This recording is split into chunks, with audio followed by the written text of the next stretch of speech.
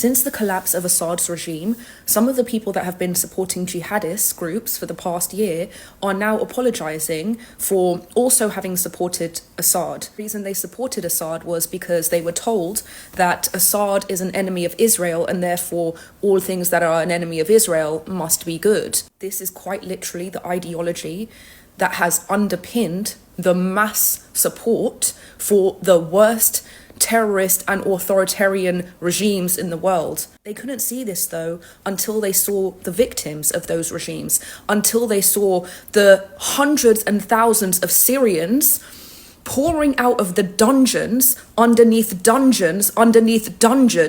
barely alive after catastrophic torture, maltreatment and neglect.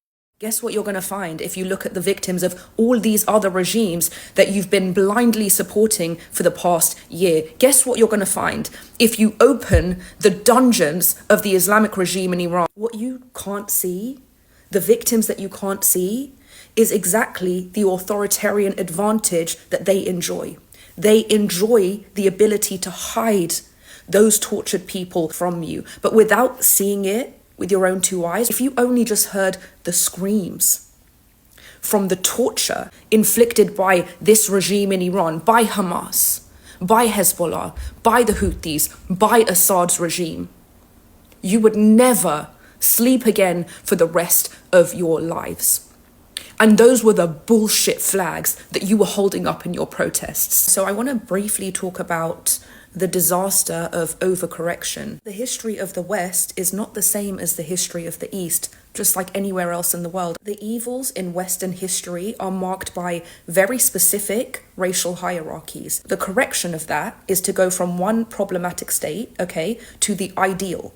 Now, in the ideal, the racial hierarchy is neutralized. There's no such thing as an inherently good or bad race. The idea that there's an inherently good or inherently evil race is Nazism. Now, what can happen, instead of correcting it, you can overcorrect. Now, when you overcorrect, you create an equal and opposite problematic state. This is why it was so easy for people to neglect the victims of October 7th, because there was this ideology that these were white people, that these were white oppressors, these were white imperialists. Now, never mind the fact that people later realized that Jews are not white. Never mind that people later realized that these were Middle Eastern refugees themselves or refugees from Europe.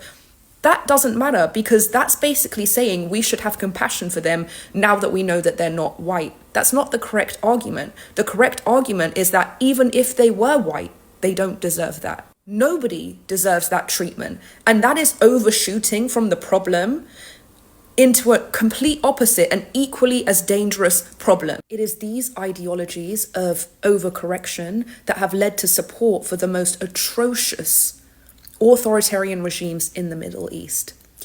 And that is what it means to put your own personal Western politics ahead of the suffering and real life experience of Middle Eastern people under these torturous regimes. And for that, for the immeasurable suffering that these ideologies have caused to them, I'm still waiting to hear the apology.